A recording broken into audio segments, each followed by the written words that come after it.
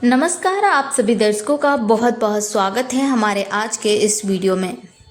दोस्तों, भारतीय जनता पार्टी में अपर्णा यादव को बड़ी जिम्मेदारी मिल गई है और कहीं ना कहीं अपर्णा यादव जो अपनी जिम्मेदारी से नाराज चल रही थी वो अब मान गई हैं। जी हाँ दोस्तों, लेकिन अब यहाँ पर बात करें संघमित्रा मौर्य की, तो संघमित्रा मौर्य बदायूं से 2 बार की सांसद रही हैं भारतीय जनता पार्टी में और इस बार के लोकसभा चुनाव में कहीं ना कहीं उनका सांसदीय पद छीना गया और उनको लोकसभा चुनाव में टिकट नहीं दिया गया, उनका टिकट काट लिया गया और फिर बदायूं से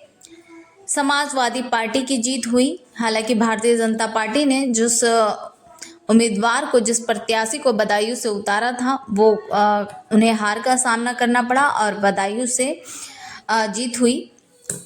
समाजवादी पार्टी की। तो दोस्तों, यहाँ पर अपर्णा यादव को अभी भी भारतीय जनता पार्टी में कोई बड़ी जिम्मेदारी नहीं दी गई है, जिसकी वजह से अपर्णा यादव को जिम्मेदारी दी गई और संघमित्रा मौर्य को कोई भी जिम्मेदारी नहीं दी गई, जिसकी वजह से संघमित्रा मौर्य काफ़ी ज़्यादा नाराज चल रही हैं और कहीं ना कहीं स्वामी प्रसाद मौर्य जो कि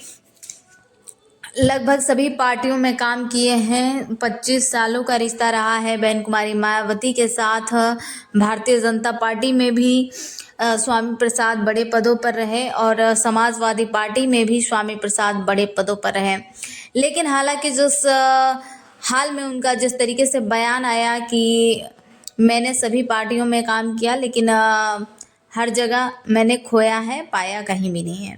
तो दोस्तों, इस तरीके का स्वामी प्रसाद मौर्य का बयान आया था और जिसमें स्वामी प्रसाद मौर्य ये कहते हुए नजर आए कि अब वो किसी भी पार्टी में नहीं जाएंगे। तो दोस्तों, अब कहीं ना कहीं संघमित्रा मौर्य अपने पिता स्वामी प्रसाद मौर्य के साथ जाएंगी या फिर किसी अन्य पार्टी में, क्योंकि दोस्तों स्वामी प्रसाद मौर्य ने तो अब ये कह दिया है कि वो किसी भी पार्टी में नहीं शामिल होंगे। अगर बात करें उत्तर प्रदेश की सबसे बड़ी पार्टी यहाँ पर समाजवादी पार्टी बनकर उभरी है, तो क्या संघमित्रा मौर्य शामिल होंगी, ज्वाइन होंगी या फिर किसी अन्य पार्टी की ओर रुख करेंगी। लेकिन जिस तरीके से स्वामी प्रसाद मौर्य का रिश्ता मायावती के साथ 25 सालों का रहा है, 20-25 सालों का रहा है, उन्होंने मूवमेंट के लिए 20-25 सालों तक काम किया है बहन कुमारी मायावती के साथ और जिसकी वजह से अब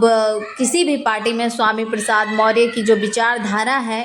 जिसकी वजह से किसी भी पार्टी में उन्हें वो रुतबा नहीं मिल पाया है जो रुतबा स्वामी प्रसाद मौर्य को बीएसपी में मिला था। जी हाँ दोस्तों, स्वामी प्रसाद मौर्य सभी पार्टियों में गए, सब कुछ भूल गए, लेकिन एक चीज़ नहीं भूले, वो है बाबा साहब डॉक्टर भीमराव अंबेडकर की विचारधारा, बहुजन महापुरुषों की क्रांतिकारी संघर्ष नहीं भूल पाया, जिसकी वजह से स्वामी प्रसाद मौर्य को किसी भी पार्टी में उस तरह की रुतबा नहीं मिला, उस तरह बड़े बड़े पद मिले, लेकिन स्वामी प्रसाद मौर्य की जो विचारधारा है, जो उनकी लड़ाई है, जो उनका मिशन है, वो किसी भी पार्टी में उन्हें नहीं मिल पाया, जिसकी वजह से स्वामी प्रसाद मौर्य सभी बड़े बड़े पदों से इस्तीफा दिए। हालांकि स्वामी प्रसाद मौर्य लगातार ये प्रयास करते रहे लोकसभा चुनाव के दौरान कि स्वामी प्रसाद मौर्य बहुजन समाज पार्टी में शामिल हो जाएं, लेकिन बहन कुमारी मायावती उस वक्त एकला चलो की राह पर थी, जिसकी वजह से मायावती ने दरकिनार किया स्वामी प्रसाद मौर्य को और नतीजा ये हुआ कि बहन कुमारी मायावती को भी बहुत बड़ा हार का सामना करना पड़ा और स्वामी प्रसाद मौर्य को तो कहीं ना कहीं चौथे स्थान पर रहे थे स्वामी प्रसाद मौर्य कुशीनगर लोकसभा सीट से। और इस वक्त दोनों पार्टियों की स्थिति ये है कि अगर दोनों एक साथ मिलकर मजबूती से उपचुनाव लड़ते हैं तो कहीं ना कहीं उत्तर प्रदेश में एक बार फिर से बहुजन समाज पार्टी मजबूती से बड़े पैमाने पर उभरेगी और स्वामी प्रसाद मौर्य भी कहीं ना कहीं उनका जो पुराना रुतबा था वो उनके पास वापस आता हुआ नजर आएगा। हालांकि दोस्तों, इस पर आपका क्या कुछ कहना है, इस मुद्दे को लेकर आप क्या कुछ सोचते हैं, हमें कमेंट सेक्शन में ज़रूर बताएं। जिस तरीके से बसपा दोस्तों एक